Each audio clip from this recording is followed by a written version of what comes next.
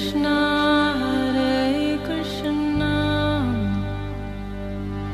Krishna Krishna Hare Hare Hare Rama Rama Rama Hare Hare। नमस्कार, radio मानव रचना 107.8 पर मैं हूँ सरिता आपके साथ। और श्रोताओं, शुरू हो गया है कार्यक्रम आत्मदर्शन। जैसे कि आप सब जानते हैं, इस कार्यक्रम में हम पिछले कई एपिसोड से बात कर रहे हैं महाभारत के बारे में। बहुत सारी कथाएं, बहुत सारे प्रसंग हम आपको सुना चुके हैं और हमेशा की तरह स्टूडियो में मौजूद हैं रागलेखा दासी जी, चरणाशीष युगाचार्य श्रीमद भक्ति वेदांत नारायण गोस्वामी जी की शिष्या। रागलेखा दासी जी, आपका स्वागत है हमारे स्टूडियो में। हरे कृष्ण जी। श्रोताओं, पिछले एपिसोड में हम बात कर रहे थे महाभारत के उस चरण के बारे में जहाँ पर अर्जुन की प्रतिज्ञा जो है जयद्रथ को मारने की से पूरा करने का समय आ गया है। और जब बहुत सारी तरकीबों से जयद्रथ का वध नहीं हो पाया अभी तक, तो श्री कृष्ण ने जो युक्ति सुझाई है कि वो सूर्यदेव को छुपा देंगे किसी तरह, और ताकि कौरवों को लगे कि सूर्यास्त हो गया है और वो बेफिक्र हो जाए, तभी अर्जुन जो है अपनी प्रतिज्ञा जो है उसे पूरा करे। तो इस कथा को अब आगे जानते हैं। जी रागलेखा दासी जी।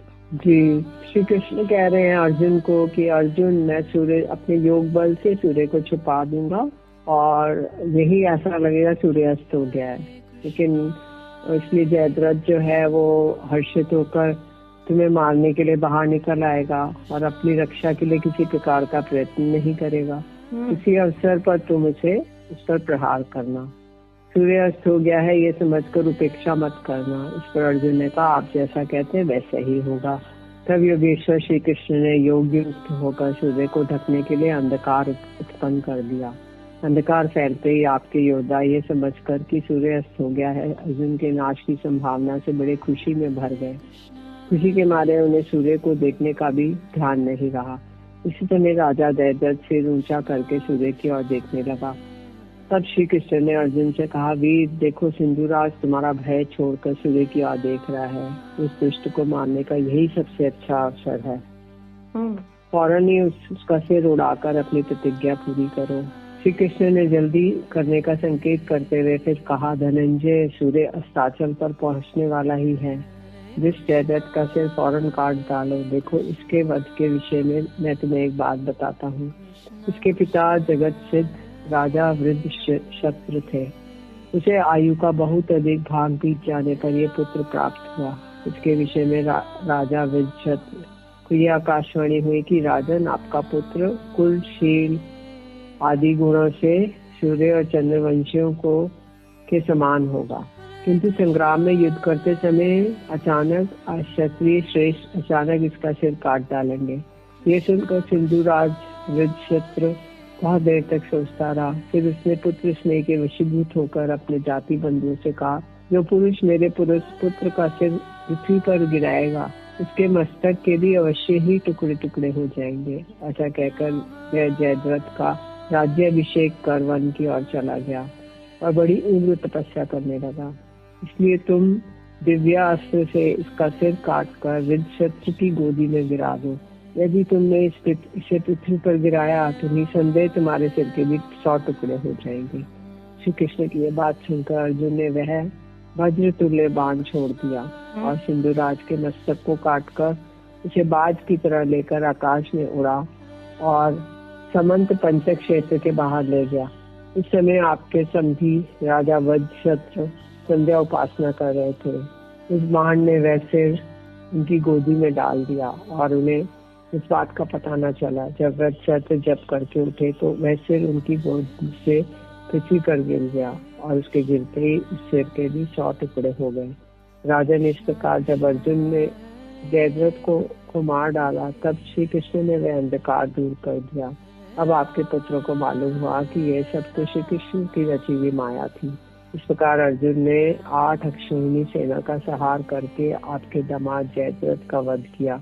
जयद्रथ को मरा देखकर आपके पुत्र दुख के आंसू बहाने लगे और अपने विजय की विषय में निराश हो गए। इधर जयद्रथ वध होने पर श्री कृष्ण, अर्जुन, भीमसेन, सात्यकी, युधामन्यु और उत्तम मौजा ने अपने अपने शंख बजाए। इस महान शंखनाद को सुनकर धर्मपुत्र युधिष्ठिर को निश्चय हो गया कि अर्जुन ने सिंधुराज को मार डाला है।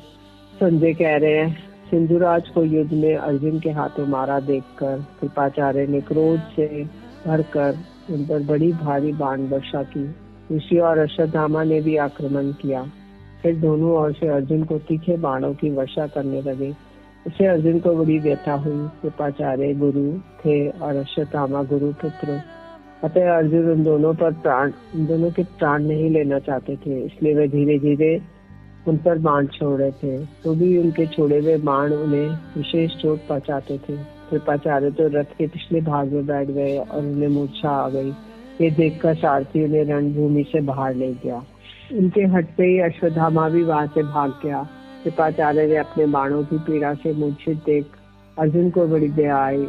उनकी आंखों में आंसू की धारा बहने लगी। वे दीन होकर रथ के पर बैठे बैठे ही इस प्रकार विलाप करने लगे, दुर्योधन के ही कारण आज मैं अपने गुरु को बाण शैया पे सोते देख रहा हूँ। शत्रुओं के ऐसे आचार और बल पौरुष को धिक्कार है। मेरे जैसा कौन मनुष्य ब्राह्मण आचार्य से द्वेष करेगा। द्रोण के परम सखा ये कृप आज मेरे ही बाणों से पीड़ित होकर रथ की बैठक पे पड़े हैं। उन्हें दुख पाते देख मेरे प्राणों को बड़ा कष्ट हो रहा है। पहले की बात है, एक दिन अस्त्र विद्या की शिक्षा देते हुए आचार्य कृप ने मुझसे कहा था, गुरु नंदन, शिष्य को गुरु पर किसी प्रकार प्रहार नहीं करना चाहिए। साधु महात्मा और आचार्य के इस आदेश का मैंने आज युद्ध में पालन नहीं किया। गोविंद, मुझे धिक्कार है। इन पर भी बारंबार हाथ उठाता हूँ। कर्ण सात्विकी के रथ की ओर बढ़ा चला आ रहा था। युद्ध में सात्विकी ने जो भूरिश्रवा को मार डाला है, ये उससे सहन नहीं हो रहा था। अतः जहाँ कर्ण जा रहा है वहीं पर आप भी घोड़ों को हाँक कर ले चलिए। पांडुनंदन, कर्ण के लिए सात्विकी अकेला ही काफी है। इस समय कर्ण के साथ तुम्हारा युद्ध होना ठीक नहीं है, क्योंकि उसके पास इंद्र की दी हुई शक्ति मौजूद है। तुम्हें मारने के लिए वे बड़े यत्न से उसे रखता है और बराबर उसकी पूजा करता है। कर्ण को जैसे तैसे सात्विकी के पास ही रह जाने दो। मैं उस दुरात्मा के अंतकाल को जानता हूँ, समय आने पर बताऊंगा। फिर तुम अपने बाणों से उसे इस भूतल पर मार गिराओगे। संजय ने कहा, महाराज, भगवान श्री कृष्ण भूत भविष्य को जानते हैं। उनके मन में ये बात पहले से ही आ गई थी कि भूरिश्रवा सात्विकी को हरा देगा। अतः उन्होंने अपने सारथी दारुक को आज्ञा दे दी थी कि तुम सवेरे ही मेरा रथ जोत कर तैयार रखना। सात्विकी को रथहीन और कर्ण को उस पर धावा करते देख भगवान श्री कृष्ण ने अपने महान शंख पांचजन्य को ऋषभ स्वर से बजाया। शंखनाद सुनते ही दारुक भगवान का संदेश समझ गया और रथ उनके पास ले आया। फिर सात्विकी भगवान की आज्ञा से उस पर जा बैठा। वह रथ विमान के समान देदीप्यमान था। सात्विकी उस पर सवार हो बाणों की छड़ी लगाता हुआ कर्ण की ओर दौड़ा। दारुक का सारथी कर्ण भी अद्भुत था। वह कभी रथ को आगे बढ़ाता, कभी पीछे हटाता, कभी घंटा का मंडलाकार चारों ओर घुमाने लगता और कभी बहुत आगे बढ़कर सहसा लौट आता था। उसके रथ संचालन की कला देख आकाश में खड़े हुए देवता, गंधर्व और दानव भी विस्मित हो रहे थे। सभी बड़ी सावधानी से कर्ण और सात्विकी का युद्ध देख रहे थे। ये दोनों वीर एक दूसरे पर बाणों की छड़ी लगा रहे थे। सात्विकी ने अपने सहायकों की चोट से कर्ण को खूब घायल किया।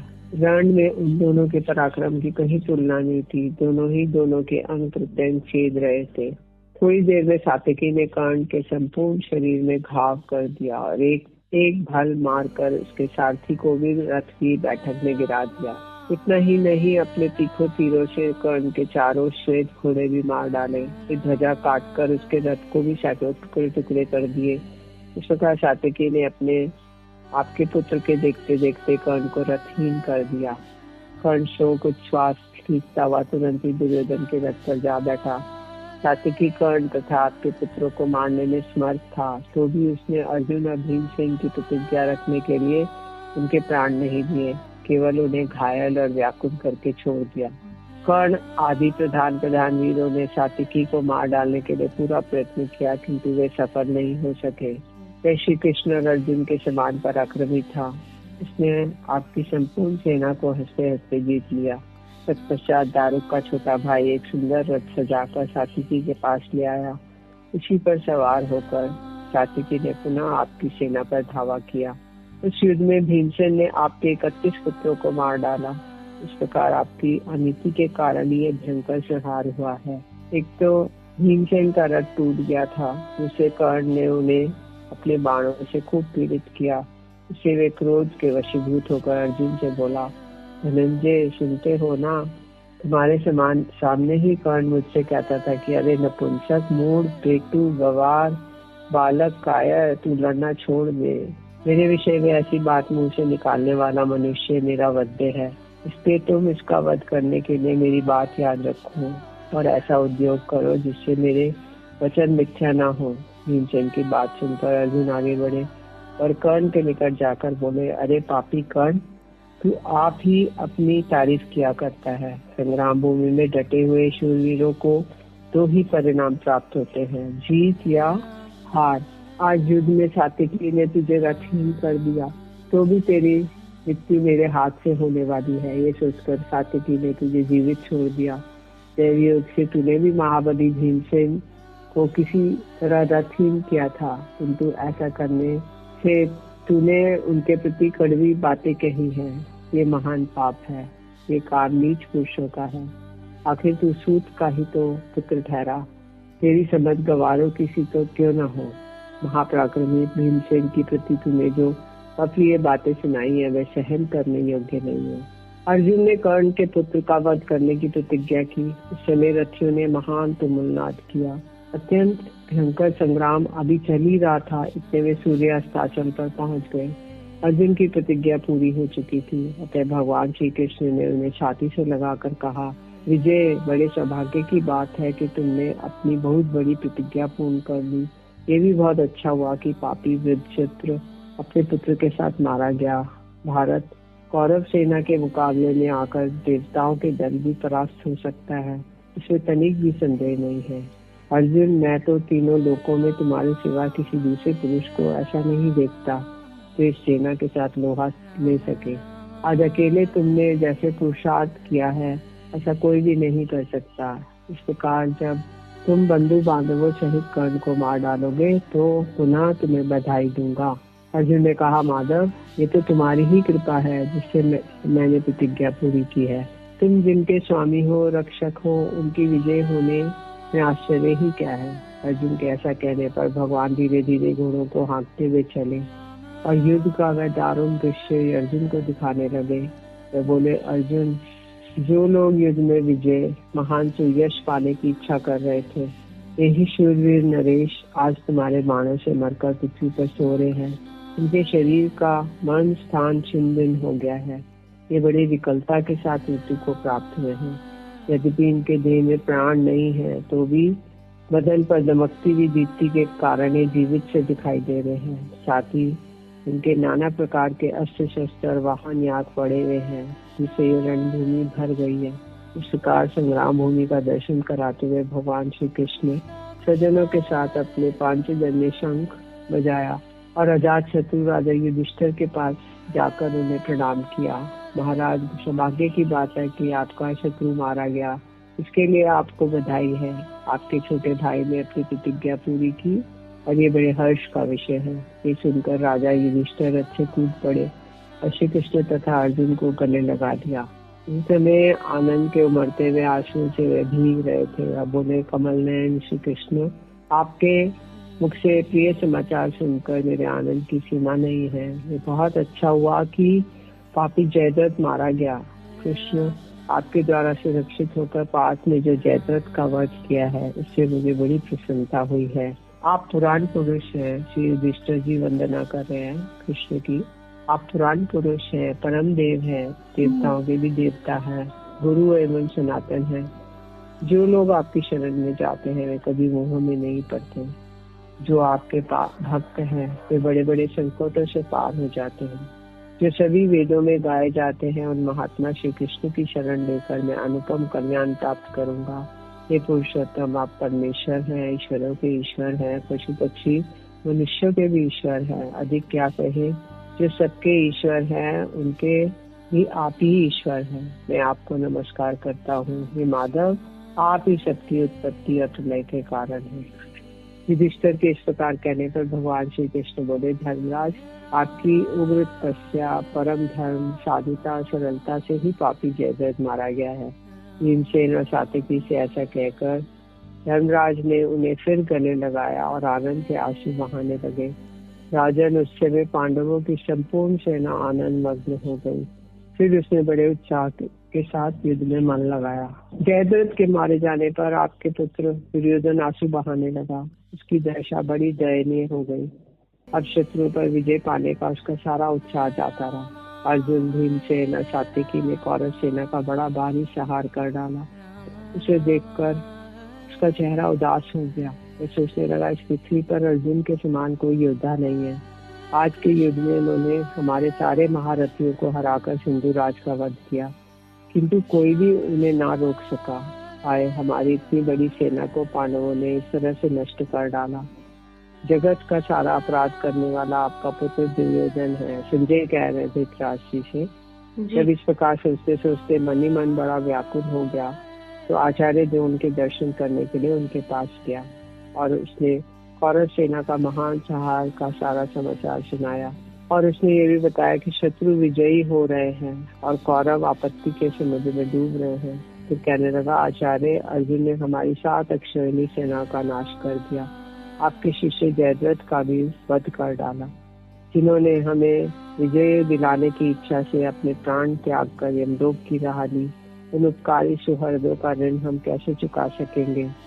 इस प्रकार स्वार्थ के लिए मित्रों का सहार करके अब मैं 1000 बार अश्वमेध यज्ञ करूं तो भी अपने को पवित्र नहीं कर सकता। मैं आचार भ्रष्ट और पतित हूँ। अपने सगे संबंधियों से मैंने द्रोह किया है। अहो, राजाओं के समाज में मेरे लिए पृथ्वी पट क्यों नहीं गई, जिससे मैं उसी में समा जाता। मेरे पिता मालो लहूहान होकर मांस शैया पर पड़े हैं, युद्ध में मारे गए और मैं उनकी रक्षा न कर सका। अर्जुन आपका प्यारा शिष्य है ना, इसीलिए ऐसा हुआ। इस समय तो मैं केवल कर्ण को ही ऐसा देखता हूँ जो सच्चे दिल से मेरी विजय चाहता है। राजन, द्रोणाचार्य कहने लगे, राजन, आपके पुत्र की कही हुई बातें सुनकर आचार्य द्रोण मन ही मन बहुत दुखी हुए। तो थोड़ी देर तक चुपचाप सोचते रहे। फिर अत्यंत व्यथित होकर बोले, दुर्योधन, तू क्यों इस तरह मुझ पर बाग बाणों से छेद कर रहा है? मैं तो सदा ही तुझसे कहता आया हूँ कि अर्जुन को युद्ध में जीतना असंभव है। जिन भीष्म पितामह का हम लोग त्रिभुवन का सर्वश्रेष्ठ वीर समझते थे, वे भी अब मारे गए, तो औरों से तो क्या आशा रखे। तुमने जब जुआ खेलना आरंभ किया था उस समय विदुर ने कहा था, बेटा दुर्योधन, इस कौरव सभा में शकुनी जो ये पासे फेंक रहा है, इन्हें पासा ना समझो। ये एक दिन तीखे बाण बन जाएंगे और वे ही पासे अब अर्जुन के हाथ के बाण बनकर हमें मार रहे हैं। उस दिन विदुर की बात मेरी समझ में नहीं आ रही थी। विदुर जी धीर है, महात्मा पुरुष है, उन्होंने तेरे कल्याण के लिए अच्छी बातें कही थी, किंतु तूने विजय के उल्लास में उनसे कर दी। आज जो ये भयंकर संहार मचा हुआ है, यह उनके वचनों का अनादर का ही फल है। जो मूर्ख अपने हितैषी मित्रों के हितकर वचन की अवहेलना करके मनमाना बर्ताव करता है, वह थोड़े ही समय में सोचनीय दशा को प्राप्त हो जाता है। जी श्रोताओं, युद्ध का वर्णन चल रहा है। सभी जानते हैं महाभारत का युद्ध जो था वो कितना ऐसा संग्राम था जो शायद कभी किसी ने नहीं देखा था। और इस सारे युद्ध का जो परिणाम है वो हम सभी जानते हैं, लेकिन हम इस कार्यक्रम के माध्यम से आपको बता रहे हैं इस कथा का पूरा वर्णन। कौरवों की दुर्दशा हो रही है और किस तरह से भगवान श्री कृष्ण जो हैं वो पांडवों का साथ तो दे ही रहे हैं। हम सभी जानते हैं कि धर्मराज युधिष्ठिर जो हैं उन्होंने हमेशा धर्म का पक्ष लिया और भगवान श्री कृष्ण हमेशा उनके साथ हैं।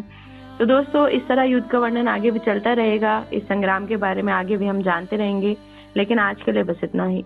रागलिका दासी जी, आपका बहुत बहुत शुक्रिया हमारे स्टूडियो में आने के लिए। हरे कृष्ण जी। तो श्रोताओं, आज के इस कार्यक्रम से आप हमें दीजिए इजाजत और आप सुनते रहिए रेडियो मानव रचना 107.8 पर आने वाले अन्य कार्यक्रमों को भी।